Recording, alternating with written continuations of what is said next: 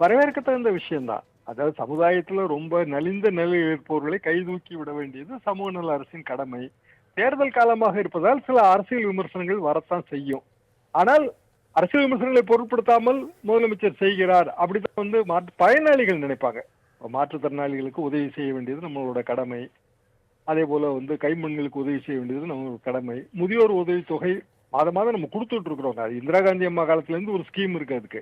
Tamil Nadu scheme ரொம்ப பழைய scheme. 500 ருபீஸ்ல start பண்ணி 750, 1000 இப்படி கொடுத்துட்டே இருக்கோம்.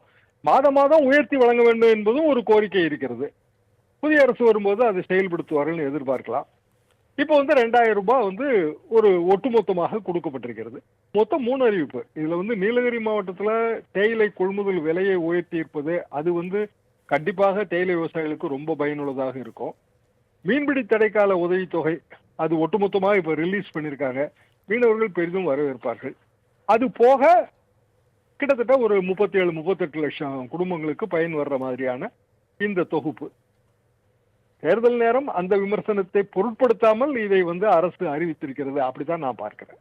இல்ல பொருட்படுத்தாம அப்படின்ற எடுத்துக்க முடியுமான்னு எப்படி பார்க்க முடியாது? ஏன்னா தேர்தல் நேரத்தில் எது கொடுக்கணும்? கடந்த ஆண்டு கொடுத்துருக்கலாம் கோடைக்காலம் அப்படின்றப்போ, ஆண்டுதோறும் கொடுக்கலாமே, தேர்தலை ஒட்டி ஏன் கொடுக்கணும் அப்படின்றது தான். அது எப்போதுமே அரசியல்னு அப்படித்தானங்க வரும். வாக்கு அரசியல் என்று வரும்போது தேர்தலை பற்றி கவலைப்படாமல் இருக்க முடியாது. வெற்றி பெற வேண்டும் என்பதற்காக சில வியூகங்கள் வகுப்பது இதெல்லாம் இயற்கையான விஷயங்கள் தான். அது ஒட்டிய விமர்சனங்களும் இயற்கையான விஷயங்கள் தான். பீகார்ல கொடுக்கும்போது விமர்சிச்ச முதலமைச்சர் இப்ப அதே திட்டத்தை இங்க செயல்படுத்துறாரே அப்படின்னு. பீகார்ல கொடுத்தாலும் தேர்தல் நோக்கம் இருக்கத்தானே செய்யும். 10,000 ருபீஸ் கொடுத்தது, மகாராஷ்டிரால கொடுத்ததுக்கும் தேர்தல் நோக்கம் இருக்கத்தான் செய்யும். பொதுவாக இது மாதிரியான அறிவிப்புகள் தேர்தல்ல வெற்றி பெறுவதற்கு எளிதாக இருக்கும் என்று எல்லா அரசியல் தலைவர்களும் அப்படித்தான் கணக்கு போடுறாங்க. இந்தியா முழுவதும் இந்த போக்கு இருக்கிறது. ஆனா நான் எப்படி இதை பார்க்கிறேன் அப்படின்னா, சரி தேர்தலை வைத்துக் கொண்டாவது இத்தகைய திட்டங்கள் சமுதாயத்துக்கு பயனுள்ளதா வருது அப்படிதான் நான் பார்க்கிறேன். தராசியாம் அதே நேரத்தில் எதிர்க்கட்சிகள் வைக்கக்கூடிய குற்றச்சாட்டு என்னன்னா, நான் ஏற்கனவே சொன்ன மாதிரி தான் இந்த திட்டத்தை உயர்த்தி வழங்காமல் தேர்தல் நேரத்தை வழங்குறாங்க.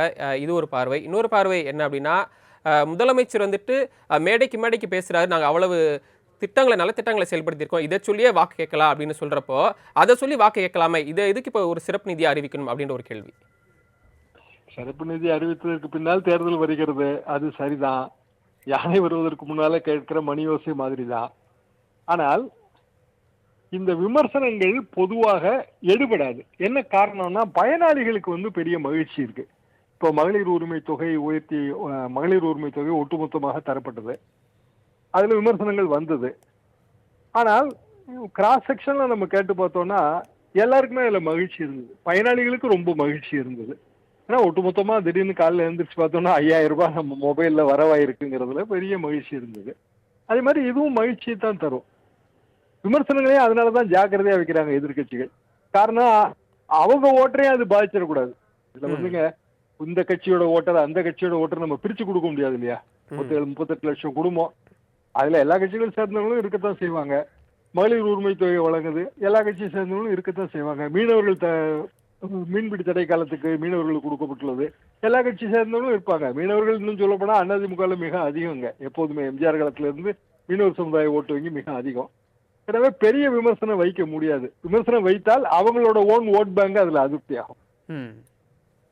நன்றி திரு தராசியாம், இணைப்பிலிருந்து தன்னுடைய கருத்துக்களை விரிவாக பகிர்ந்து கொண்டமைக்கு.